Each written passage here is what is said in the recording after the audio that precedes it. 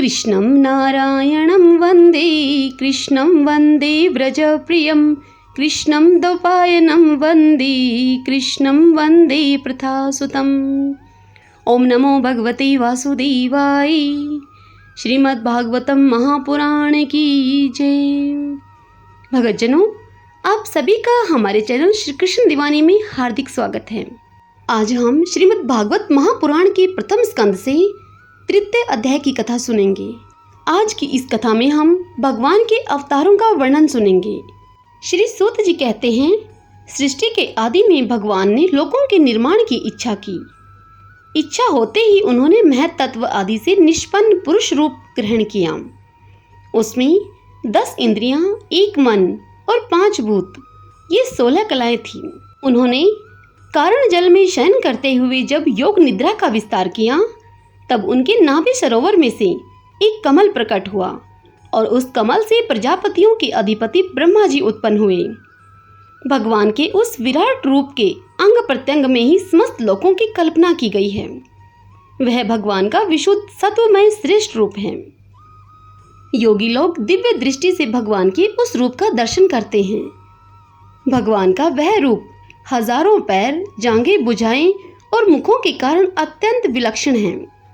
उसमें सहस्त्रों सिर, हजारों कान, हजारों आंखें और हजारों नासिकाएं हैं। हजारों मुकुट, वस्त्र और कुंडल आदि आभूषणों से वह उलसित रहता है। भगवान का यही पुरुष रूप, जिसे नारायण कहते हैं, अनेक अवतारों का अक्षय कोश है। इसी से सारे अवतार प्रकट होते हैं। इस रूप के छोटे से छोटे अंश से देवता, पशु पक्षी और मनुष्य आदि योनियों की सृष्टि होती है। उन्हीं प्रभु ने पहले कौमार सर्ग में सनक, सनंदन, सनातन और सनत कुमार, इन 4 ब्राह्मणों के रूप में अवतार ग्रहण करके अत्यंत कठिन अखंड ब्रह्मचार्य का पालन किया। दूसरी बार इस संसार के कल्याण के लिए समस्त यज्ञों के स्वामी उन भगवान ने ही रसातल में गई हुई पृथ्वी को निकाल लाने के लिए विचार से शुकर रूप ग्रहण किया। ऋषियों की सृष्टि में उन्होंने देव ऋषि नारद के रूप में तीसरा अवतार ग्रहण किया और सातवत तंत्र का, जिसे नारद 5 रात्र कहते हैं, वह उपदेश किया। उसमें कर्मों के द्वारा किस प्रकार कर्म बंधन से मुक्ति मिलती है, इसका वर्णन है। धर्म पत्नी मूर्ति के गर्भ से उन्होंने नर नारायण के रूप में चौथा अवतार ग्रहण किया। इस अवतार में उन्होंने ऋषि बनकर मन और इंद्रियों का सर्वथा संयम करके बड़ी कठिन तपस्या की। 5वें अवतार में भी सिद्धों के स्वामी कपिल के रूप में प्रकट हुए और तत्वों का निर्णय करने वाले सांख्य शास्त्र का, जो समय के फेर से लुप्त हो गया था, आसुरी नामक ब्राह्मण को उपदेश किया। अनुसुईया के वर मांगने पर 6ठे अवतार में वे अत्रि के संतान दत्तात्रेय हुए। इस अवतार में उन्होंने अलार्क एवं प्रहलाद आदि को ब्रह्म ज्ञान का उपदेश किया।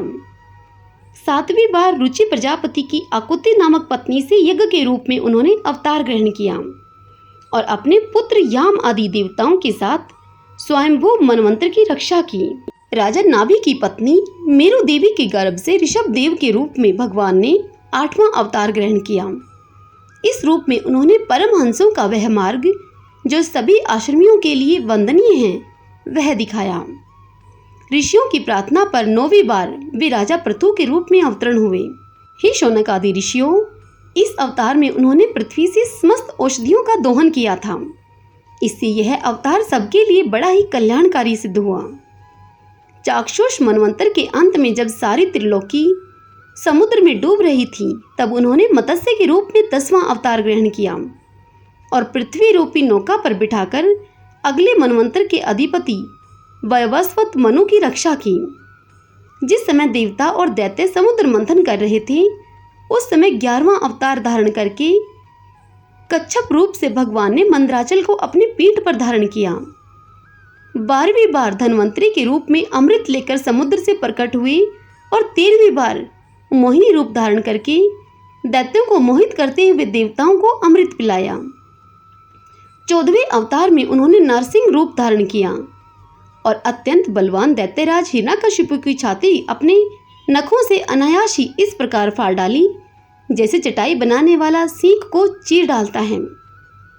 15वीं बार वामन का रूप धारण करके भगवान दैत्यराज बलि के यज्ञ में गए वे चाहते तो थे त्रिलोकी का राज्य, परंतु मांगी उन्होंने केवल 3 पग भूमि। 16वें परशुराम अवतार में जब उन्होंने देखा कि राजा लोग ब्राह्मण के द्रोही हो गए हैं, तब क्रोधित होकर उन्होंने पृथ्वी को 21 बार क्षत्रियों से शून्य कर दिया। इसके बाद 17वें अवतार में सत्यवती के गर्भ से पराशर जी के द्वारा वे व्यास के रूप में अवतीर्ण हुए। उस समय लोगों की समझ और धारणा शक्ति कम देखकर आपने वेद रूप वृक्ष की कई शाखाएं बना दी। 18वीं बार देवताओं का कार्य संपन्न करने की इच्छा से उन्होंने राजा के रूप में राम का अवतार ग्रहण किया और सेतु बंधन, रावण वध आदि वीरतापूर्ण बहुत सी लीलाएं की। 19वें और 20वें अवतारों में उन्होंने यदुवंश में बलराम और श्री कृष्ण के नाम से प्रकट होकर पृथ्वी का भार उतारा। उसके बाद कलयुग आ जाने पर मगध देश अर्थात बिहार में देवताओं की द्वेषी दैत्यों को मोहित करने के लिए अजन के पुत्र रूप में आपका बुद्ध अवतार होगा। इसके भी बहुत पीछे जब कलयुग का अंत समीप होगा और राजा लोग प्राय लुटेरे हो जाएंगे, तब जगत के रक्षक भगवान विष्णु यश नामक ब्राह्मण के घर में कल के रूप में अवतीर्ण होंगे।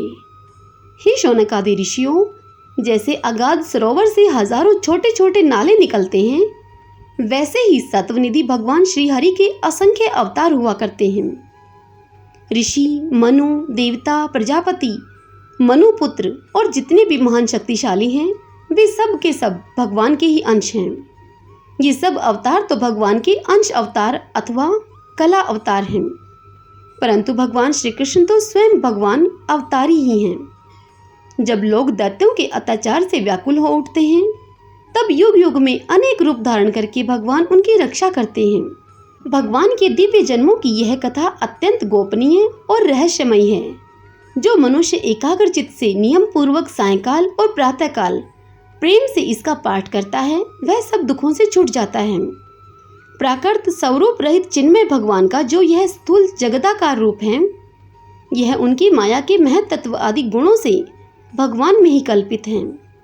जैसे बादल वायु के आश्रय रहते हैं और धूसरपना धूल में होता है, परंतु अल्प बुद्धि मनुष्य बादलों का आकाश में और दूसरपने का वायु में आरोप करते हैं, वैसे ही अविवेकी पुरुष सबके साक्षी आत्मा में स्थूल दृश्य रूप जगत का आरोप करते हैं।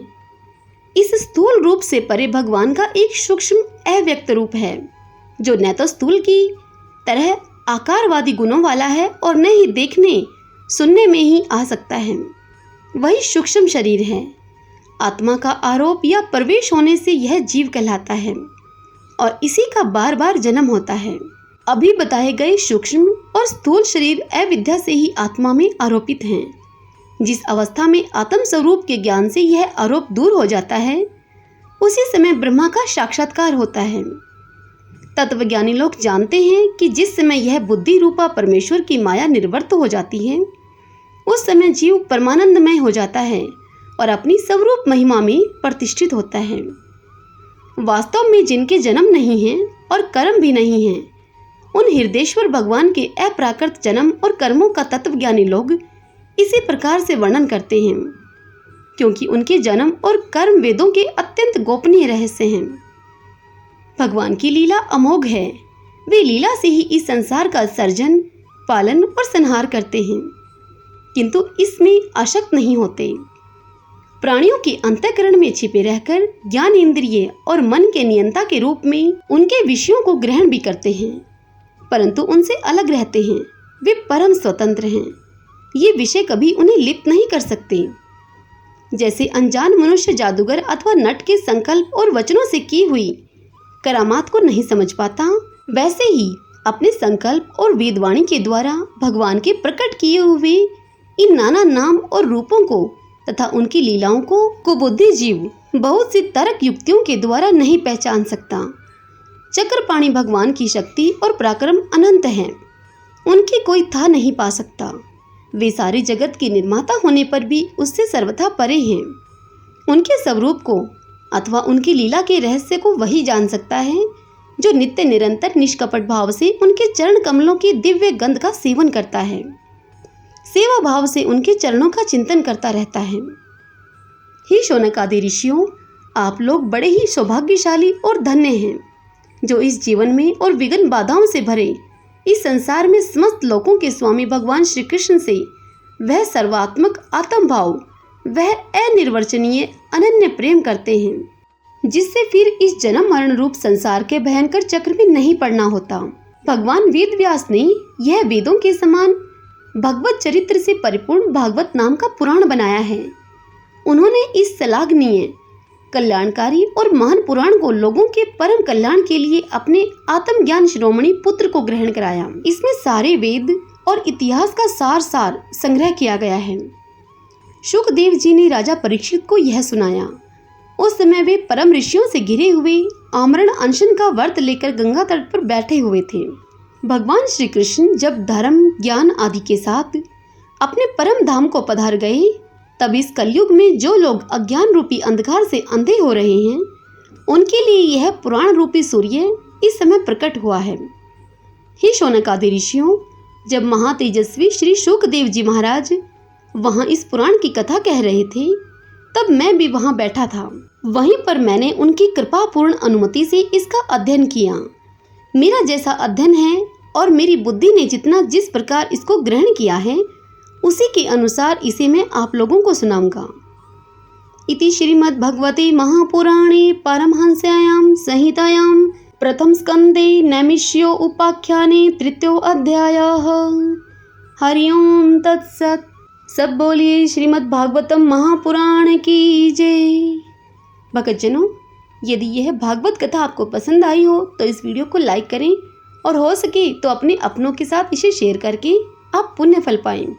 और यदि आप मुझे पहली बार सुन रहे हैं तो इस चैनल श्री कृष्ण दीवानी को आप सब्सक्राइब कर लीजिएगा, ताकि आपको आगे भी श्रीमद् भागवत की अन्य कथाओं का लाभ मिल सके। जय श्री कृष्णा। राधे राधे।